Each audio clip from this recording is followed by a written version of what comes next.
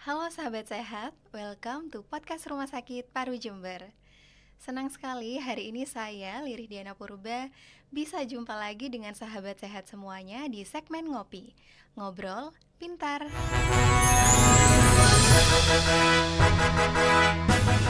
Nah, kalau di segmen Ngopi yang sebelumnya kita membahas seputar dengan kanker tulang nih sahabat sehat.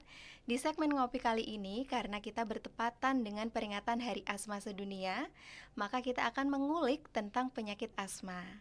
Dan seperti biasa di segmen Ngopi tentunya saya tidak sendirian. Kami sudah menghadirkan narasumber yang luar biasa istimewa sahabat sehat. Beliau merupakan seorang dokter senior di Rumah Sakit Paru Jember. Beliau merupakan sosok yang sangat inspiratif, menjadi inspirasi bagi kami semua. Langsung saja kita kenalkan, beliau adalah Dr. Movita Hidayati, dokter spesialis paru. Selamat pagi Dr. Movita. Selamat pagi Mbak Liri. Gimana kabarnya dokter? Alhamdulillah. Sehat ya dok? Ya, Alhamdulillah. semoga Mbak Liri sehat juga. Amin, alhamdulillah. Terima kasih Dokter Movita, selamat datang di studio podcast kami. Terima kasih sudah menyempatkan waktunya untuk hadir di tengah-tengah kesibukan melayani pasien ya dokter. Terima kasih diundang. Ya, terima kasih sama-sama dokter. Jadi Dokter Movita ini cukup banyak pasiennya sahabat sehat karena di Rumah Sakit Paru Jember ini sendiri poli parunya ada 3 poli ya dokter. Ya. Jadi ada poli asma, kemudian ada poli infeksi paru dan juga poli TB. Jadi polinya tuh dibedakan gitu ya dokter. Ya. Jadi sangat banyak sekali pasien yang harus dilayani oleh Dokter Movita. Oke sahabat sehat, Dokter Movita, hari ini bertepatan dengan peringatan Hari Asma Sedunia nih dokter. Seperti yang sedikit saya tahu nih ya dokter, ada yang bilang katanya asma itu tidak bisa disembuhkan. Jadi kalau begitu karena tidak bisa disembuhkan berarti kita harus berkenalan baik, kita harus bisa bersahabat baik dengan penyakit asma ini ya dokter. Jadi agar asma ini bisa kita kendalikan gitu. Jadi kita sebagai penderita tuh tetap bisa produktif gitu. Nah untuk itu podcast hari ini adalah salah satu cara kita untuk bisa berkenalan dengan penyakit asma itu dokter. Ya. Boleh nggak dok sedikit kita diberi penjelasan asma itu apa sih? Mungkin masih banyak juga yang masih belum tahu. Ya. Jadi asma istilahnya itu penyakit asma bronkiale itu adalah suatu penyakit yang mengenai saluran pernapasan. Ya. Tadi yang dikatakan Mbak Liri bahwa asma apakah tidak bisa disembuhkan. Kita kembali lagi bahwa asma bronkiale itu suatu penyakit obstruksi saluran pernapasan yang reversibel, bisa kembali seperti semula sama diobati dengan baik. Nah, penyebabnya itu adalah biasanya ada heterogenik faktor ya. Kemudian ada memang faktor keturunan.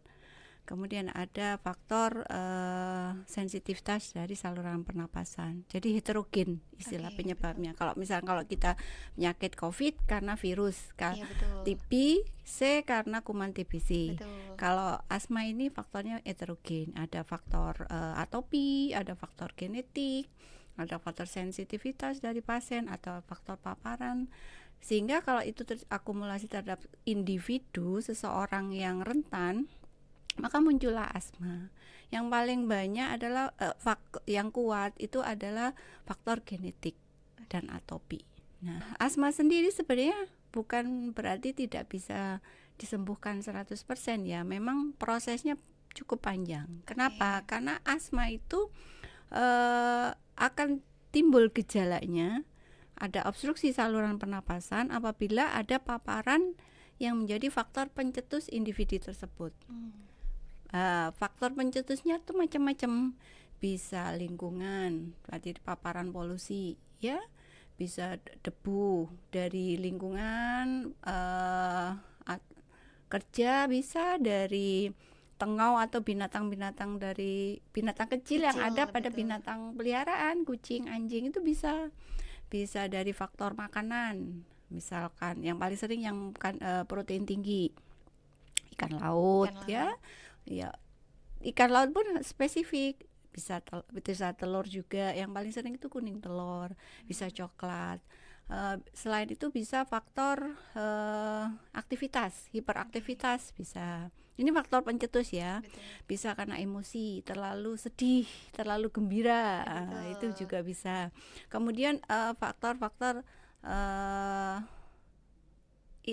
paparan kimia, misalkan parfum, Oh, bau-bau bisa menyengat cat ya, Dok. tembok yang rumah baru Betul. dicat, itu bisa jadi faktor. Nah, kalau itu si individu yang mempunyai atopik dan sensitivitas terhadap sesuatu pencetusnya ketemu, maka gejala asmanya biasanya akan muncul. Sehingga supaya istilahnya penyakit asma ini tidak sering kambuh, maka harus nomor satu adalah dihindari pemicunya. Iya, betul. Jadi itu yang nomor satu yang harus dilakukan. Yang kedua adalah edukasi.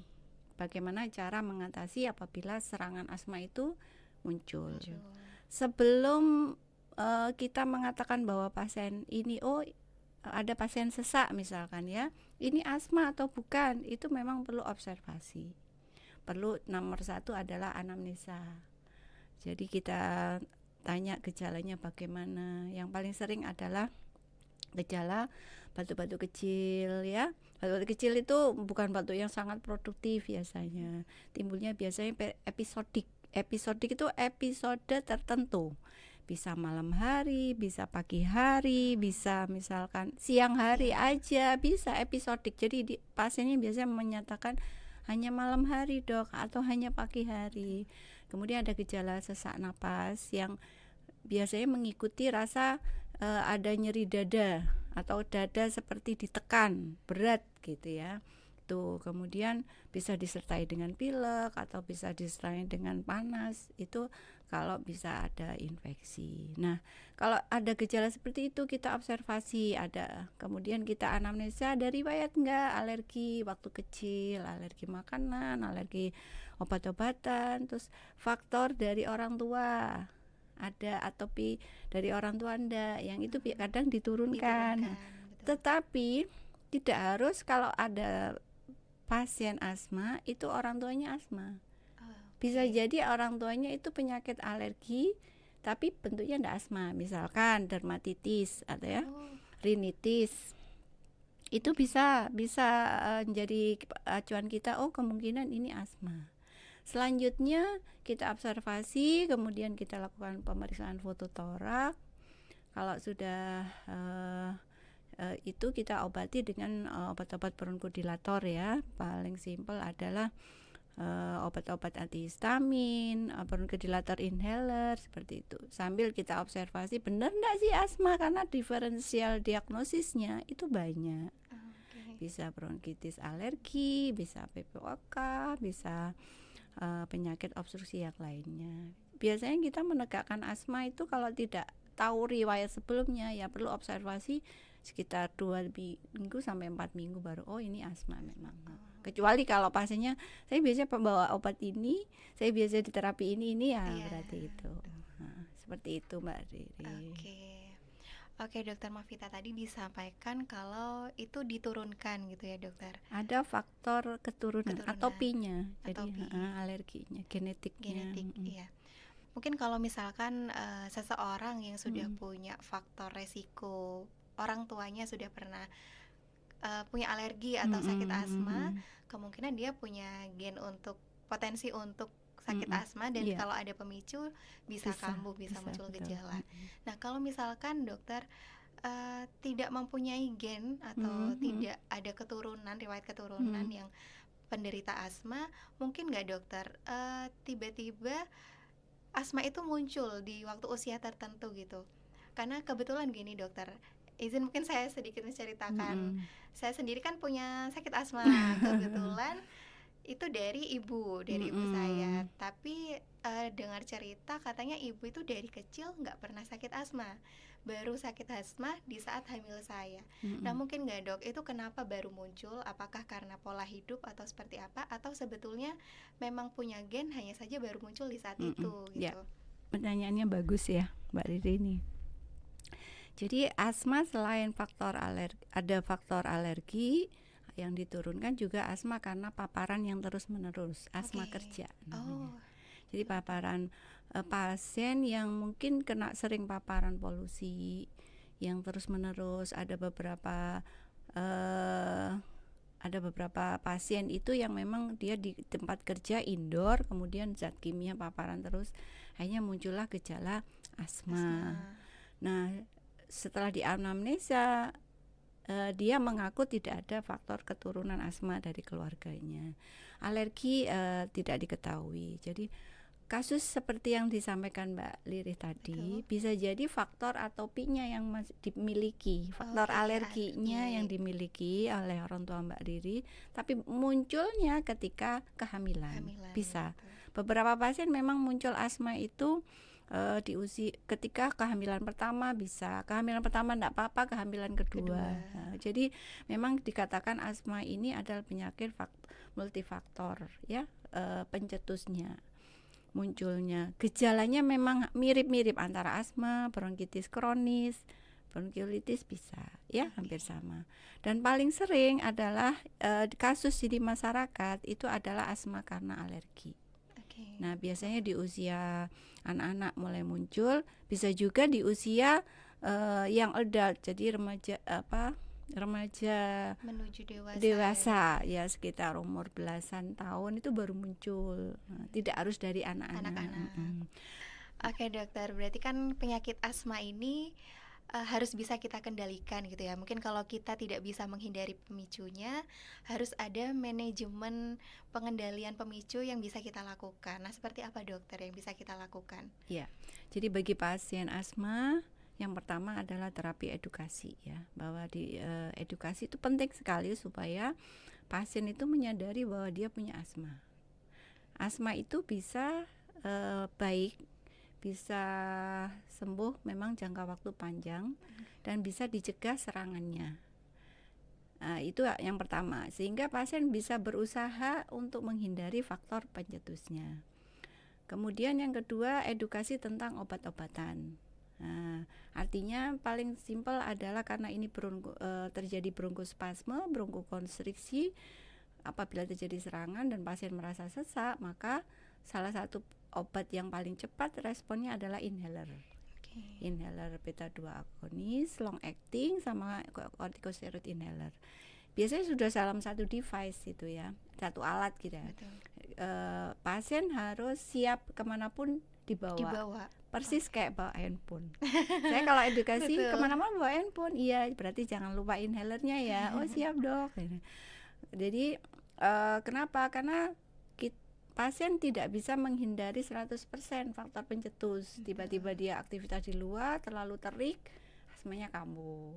Terlalu banyak debu, polusi gitu, asmanya kambuh. Nah, itu edukasi yang pertama ya. Yang kedua, bagaimana pasien kita edukasi terapi mandiri. Artinya obat kalau batuk ini, kalau alerginya kambuh ini, kalau inhaler serangan sesaknya inhalernya ini. Jadi pasien kita edukasi. Sampai saya pernah punya pasien SD pun saya edukasi. Ke sekolah harus bawa. Kalau rasanya ini muncul, kamu harus pakai ya. Iya. Kenapa? Karena supaya produktivitas, aktivitas si pasien ini, apakah dia masih SD atau masih sekolah, masuk kerja, itu tidak terlalu terganggu. Dan semakin cepat terapi yang kita berikan, ya, pasien diterima pasien, itu akan semakin cepat respon. Gejalanya membaik, sehingga yang kita hindari adalah asma serangan berat. Jadi dia tidak jatuh pada kondisi yang lebih berat. Nah, itu yang pertama, jadi edukasi. Kemudian kedua, kita membiasakan pasien ini untuk mengendalikan faktor pencetus tadi, ya. Jadi apa? Misalkan makanan, ya dikendalikan. Pingin dok makan udang, tapi habis makan udang saya betul-betul terus sesek. Ya udah, nggak usah. Kan makanan selain udang kan banyak. Nah, itu seperti itu, mengendalikan hal-hal yang memang jadi faktor pencetus. Yang ketiga adalah kita mengedukasi bahwa asma itu ada beberapa tingkatan. Ini namanya asma control test ya. Jadi ada kuesionernya. Apakah sering kambuh dalam waktu seminggu berapa kali, apakah sering terbangun ketika malam hari, apakah berapa kali serangan dalam seminggu, itu ada beberapa. Kita edukasi. Kalau pasien misalkan skornya kurang dari sekitar 1,5 sampai 2 itu berarti kamu baik. Kalau skornya lebih dari itu, kamu harus sering mengendalikan apa faktor pencetusnya. Karena apa? Karena indikator asma kontrol test ini akan menjadi penentu apakah pasien ini dalam masuk kategori asma yang stabil, asma unstabil, atau asma memang uncontrol, tidak terkontrol, yang nanti resiko dikatakan 10 sampai 15% itu asma berat nantinya. Jadi dari beberapa populasi pasien asma itu 10 sampai 15% kebanyakan jatuh pada asma berat. Kalau asma berat itu biasanya sudah terganggu aktivitasnya, produktivitasnya, sering keluar masuk rumah sakit. Nah, itu jangan sampai gitu. Jadi pasien itu, oh saya posisinya terkontrol, oh saya posisinya partial kontrol, itu kita edukasi. Jadi ketika pasien kita rutinkan kontrol sebulan sekali atau 2 bulan sekali, oh dalam sebulan ini bagus, ini termasuk asma terkontrol. Jadi dia semangat. Betul. Iya, jadi seperti itu. Jadi hasil pencapaian self treatment kalau saya ya, karena asma gitu dokter hanya ketemunya mungkin sebentar ya, tapi yang mengendalikan dia sama keluarganya. Kalau anak-anak ibunya gitu kita kendalikan seperti itu. Nah, itu salah satu manajemen asma, dan kita beritahu juga kapan yang namanya serangan asma itu perlu dirawat di rumah sakit. Nah, itu dokter. Ya. Kapan kira-kira? Yang pertama adalah apabila pasien merasa serangan sesaknya dan batuknya tidak membaik dalam waktu kurang lebih 1 hari setelah memakai obat mandirinya ya, inhalernya. Mungkin di rumah ada yang punya nebul ya, sudah di nebulizer ya, yang pakai bronchodilator uap itu mesin. Ada mesinnya.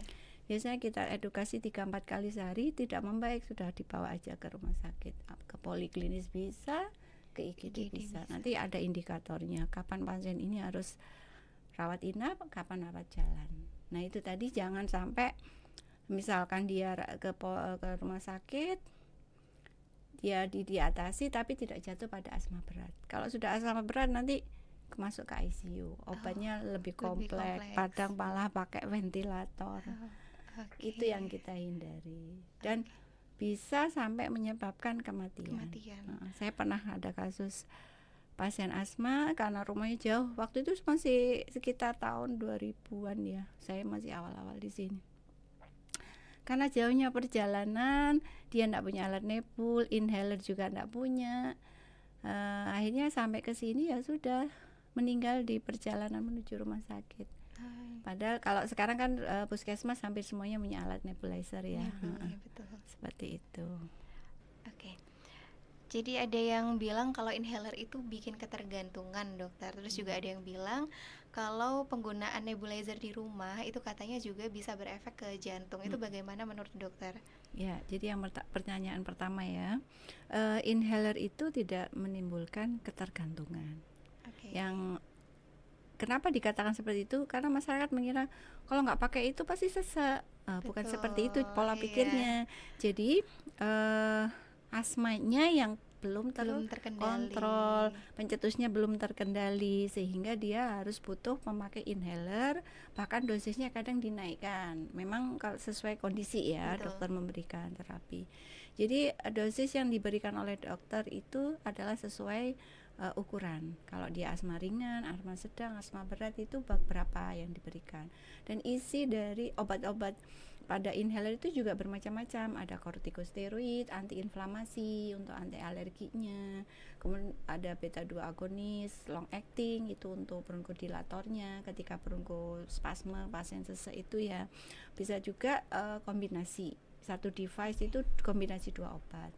Nah, kalau asma ringan biasanya kita berikan kortikosteroid inhalasi rutin dipakai untuk mengendalikan supaya dia tidak sering kambuh alerginya.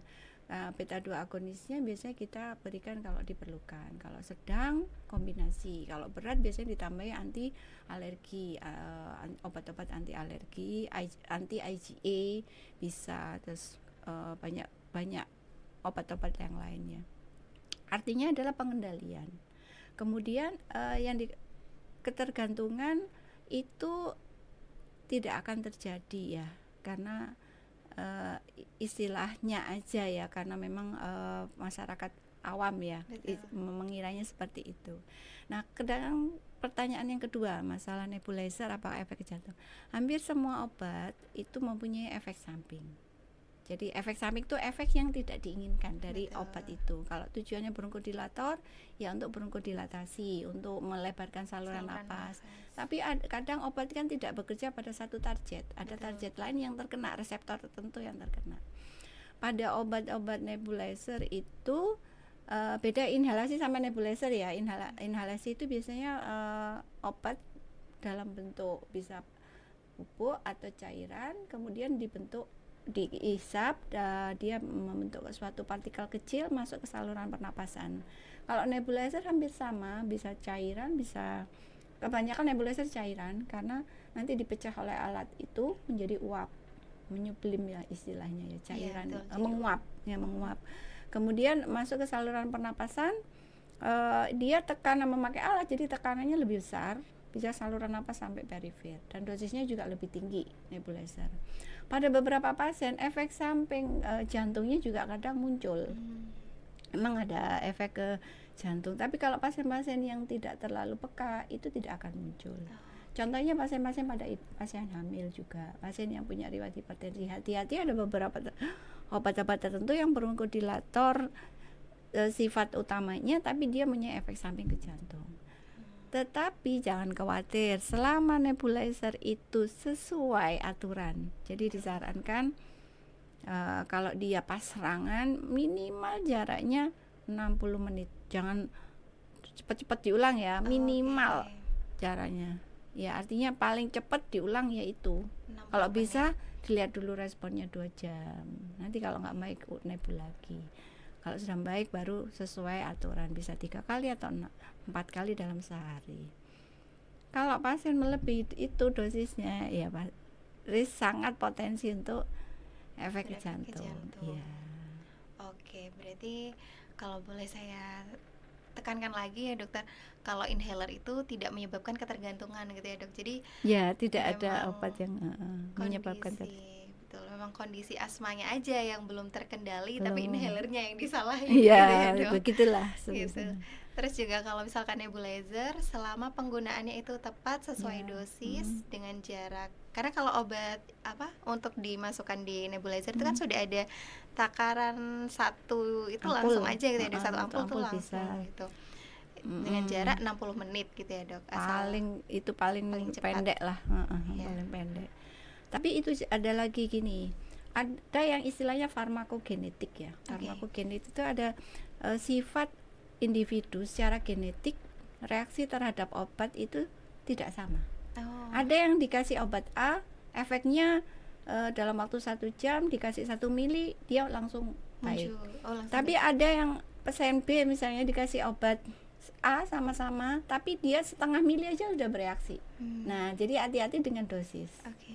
Nah, ini yang memang sekarang lagi marak ya, penelitian tentang farmakogenetik. Setiap individu itu kalau diberi obat yang sama, ada 10 pasien diberi obat yang sama, belum tentu dengan dosis sama, waktu sama ya, durasi yang sama itu responnya sama.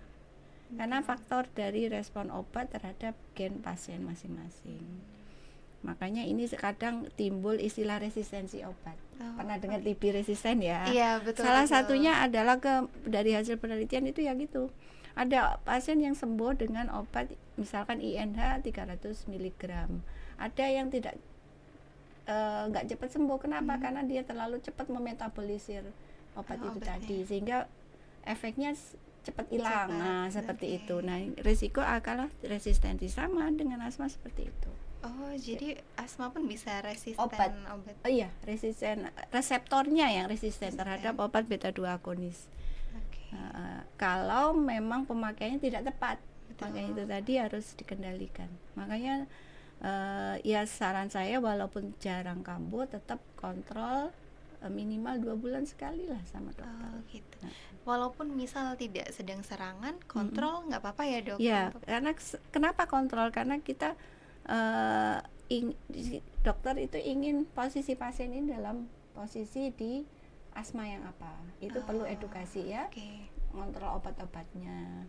Bener enggak? Kadang pasien ya, maaf ya, merasa sudah saya biasa pakai ini kok dok, ini padahal dalam perkembangannya obat itu udah nggak dipakai karena ditemukan efek samping sekian, diganti obat yang lain. Nah, seperti itulah.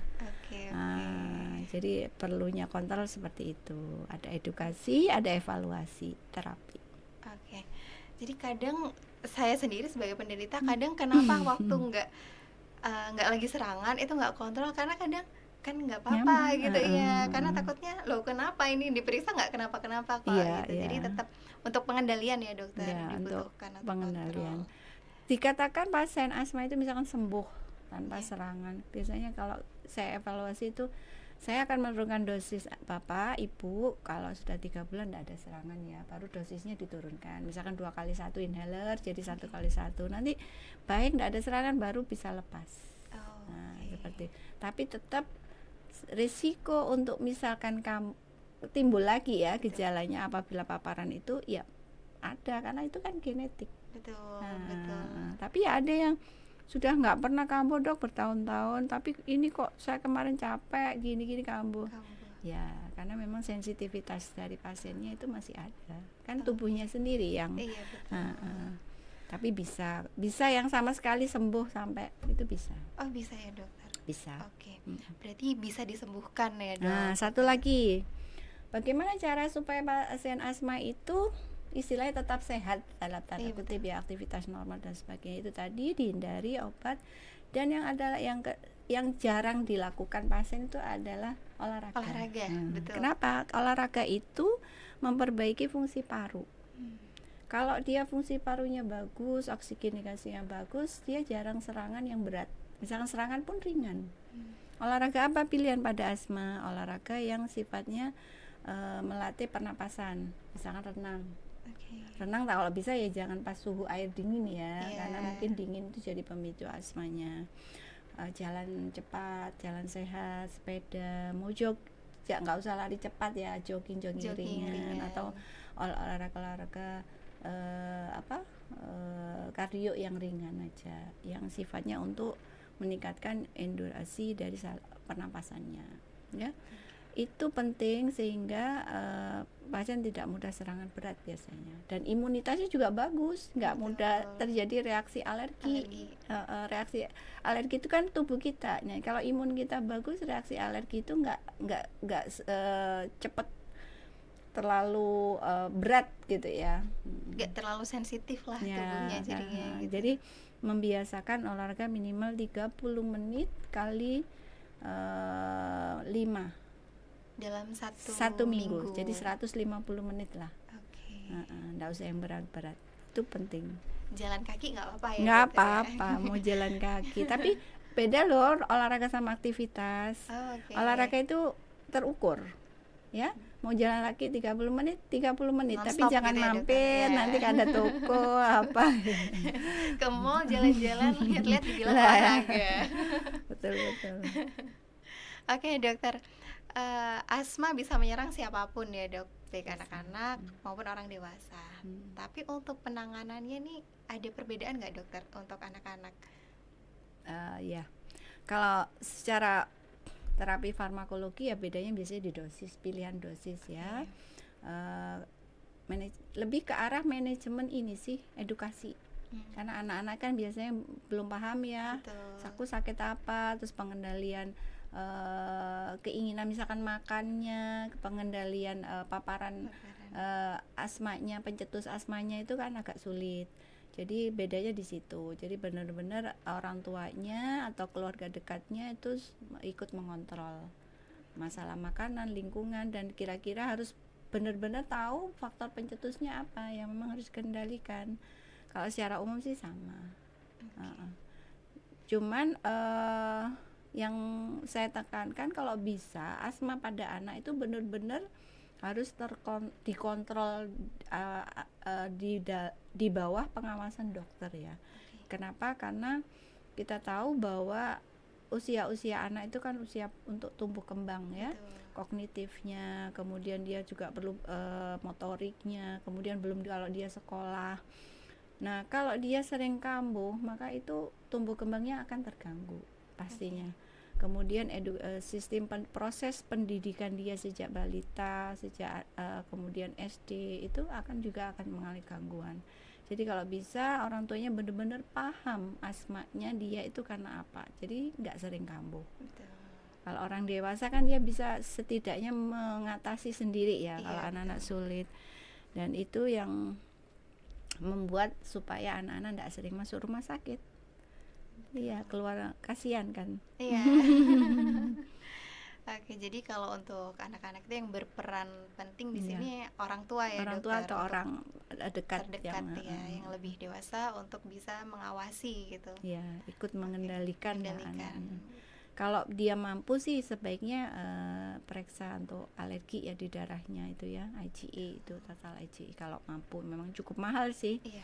Hingga ada kadang satu tes itu bisa sampai 50 item apa yang memang dia alergi, dan benar-benar harus disiplin, itu dihindari. Itu alerginya untuk mengetahui pemicunya, alergennya Iya, itu alergi alergennya apa itu gitu ya, Dok? di situ ada misalkan tengau apa, Oh, banyak Pak, putih telur, kuning telur apa banyak. oke, oke. Oke, dokter, mungkin juga karena tadi membahas sedikit tentang bisa tes alergi. Terus kalau misalkan nih anak itu sudah asma gitu, orang tua ini kadang itu ada yang bingung, dokter, saya harus membawanya ke dokter spesialis parukah atau dokter spesialis anak, atau memang kolaborasi keduanya, atau seperti apa, dokter? Ya, kalau untuk kasus anak monggo, itu istilahnya terserah, karena dokter spesialis anak pun juga beliau sudah di dalam pendidikannya kompetensi untuk respiro anak juga sudah dimiliki beliau. Jadi boleh monggo ke dokter paru, monggo boleh. Oke. Yang penting harus mencari pertolongan ke fasilitas Iya, kesehatan gitu ya. di dalam. Oke. Oke, dokter Movita, mungkin ada lagi nih, dok, mitos yang pernah saya dengar, katanya tuh ada yang bilang saya dulu tuh sakit asma dari kecil sampai saya kuliah tuh asma, terus waktu menikah asmanya tuh hilang. Benar nggak nih, dok? Apakah menikah itu menjadi salah satu penyebab asmanya itu sembuh, atau sebetulnya ada hal lain yang menyebabkan itu terjadi? Iya, tadi asma itu kan multifaktor ya. Iya. Mungkin dia waktu sebelum menikah sering sedih ya. Oh, Setelah menikah oke. bahagia. Jadi asmanya nggak kambuh. Jadi yang Enggak juga sih. Mungkin kalau saya melihatnya mungkin kasus ini dengan ya alhamdulillah dengan menikah kan sembuh, artinya ada banyak faktor. Dengan menikah mungkin dia bahagia, dengan menikah dia imunnya jadi bagus, mungkin gizinya jadi bagus, dia teredukasi, hidupnya teratur mungkin ya, sehingga pola-pola yang menjadi pemicu asmanya dulu muncul itu bisa dikendalikan. Ya Jadi bukan tapi ya bagus sih, kalau mitos itu menurut saya bagus juga ya. boleh jadikan sebagai penyemangat ya. Iya betul. Oke, jadi sebetulnya yang menyebabkan itu bisa terjadi adalah karena adanya perubahan pola hidup gitu ya, Bisa dok. mungkin Emosinya juga yang berubah betul. gitu. Jadinya kondisi imunitas tubuhnya semakin baik, Iya, asmanya betul. jadi terkendali, sebetulnya gitu ya. Iya.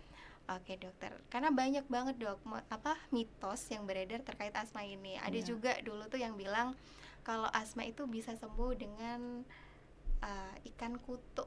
Dokter, saya sempat dikasih sama orang tua tuh ikan kutuk, tapi ya Nah sekarang agak- kembali ya, iya. ikan kutuk itu mengandung apa? Albumin kan, protein yang memang untuk aktif untuk imunitas yang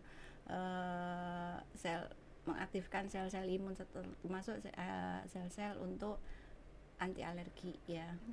Sebenarnya untuk aktivitas sel anti alergi itu tidak cukup, tidak hanya albumin. Sebenarnya buah-buahan ya, kita melakukan gizi yang seimbang, protein yang cukup, itu juga penting untuk pasien-pasien asma.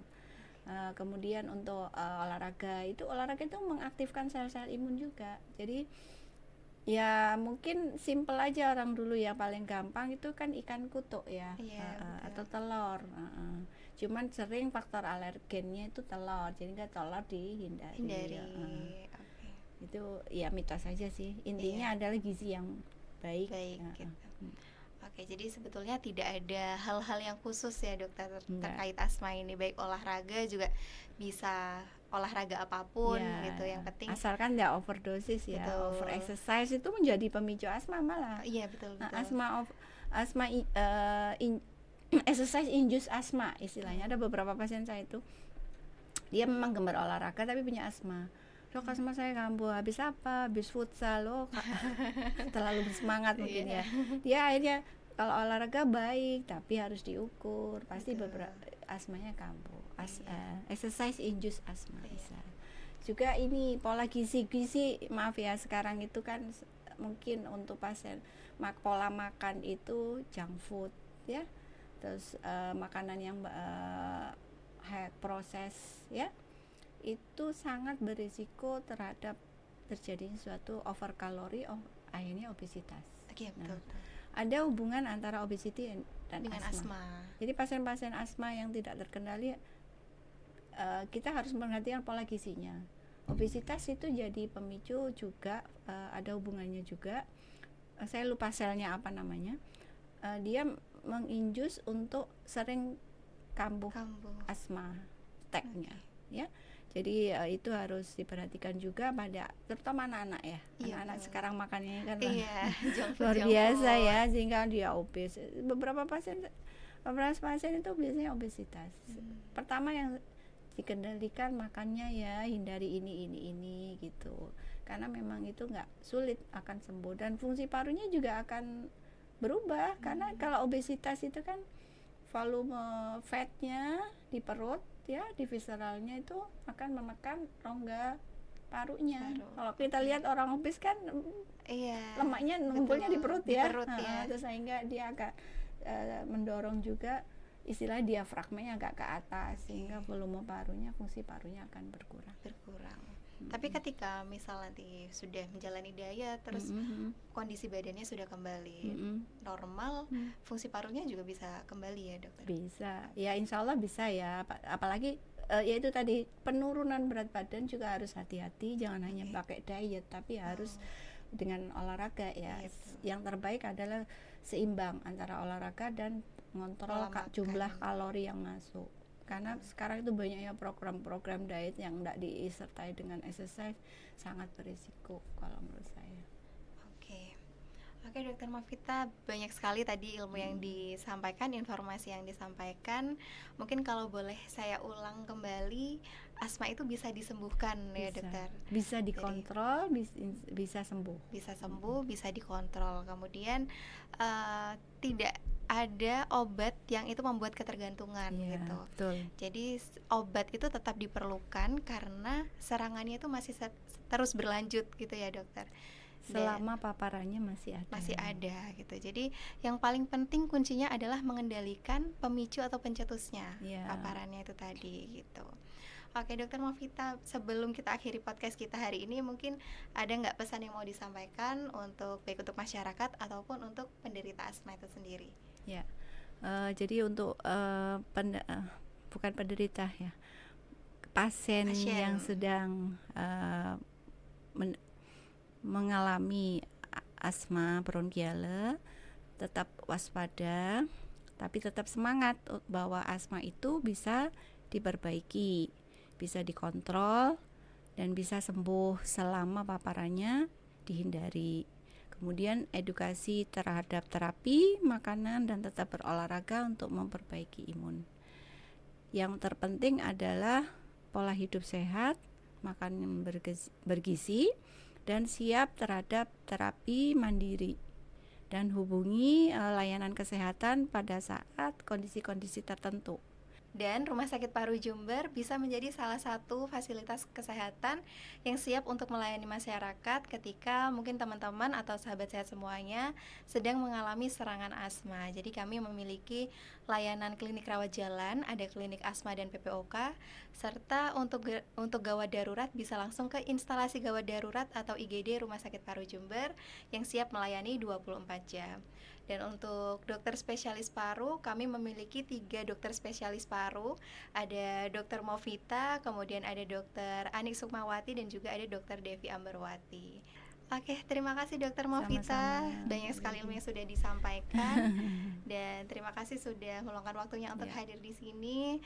Terima Semoga- kasih juga untuk sahabat sehat. Jangan lupa untuk terus menyaksikan segmen ngopi lainnya karena akan ada informasi kesehatan lain yang akan kita bagikan untuk sahabat sehat semuanya.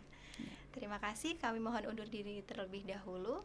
Rumah Sakit Paru Jember melayani dengan hati, memberikan pelayanan mudah, ramah, dan mewah. Sampai jumpa. Rumah Sakit Paru Jember.